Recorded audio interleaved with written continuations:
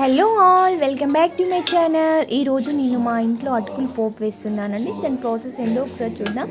First stove on చేసి pan పెట్టి అందులో ఆయిల్ వేసాక అటుకులు వేయాలండి. అటుకులు కొంచెం ఫ్రై అవ్వాలి, కొంచెం బ్రౌన్ కలర్లో వచ్చే వరకు మనం వేపుకోవాలండి. ఇలా వేపుకోవడం వల్ల అటుకులు క్రిస్పీగా వస్తాయండి.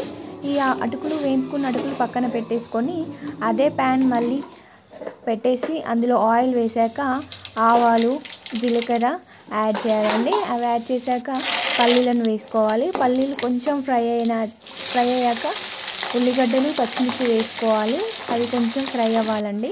ఫ్రై అయ్యాక అందులో మనం కరివేపాకు, వెల్లిపాయలు వేసుకొని కలుపుకోవాలండి. కలుపుకొని కొంచెం సాల్ట్ యాడ్ చేసుకోవాలి. యాడ్ చేసుకున్న తర్వాత పసుపు వేసుకోవాలి. పసుపు వేసుకున్న తర్వాత మనం ముందుగా ఫ్రై చేసుకున్న అటుకులని అందులో యాడ్ చేసుకోవాలి. యాడ్ చేసుకొని కలుపుకోవాలండి. కొంచెం మొత్తం కలిపిన తర్వాత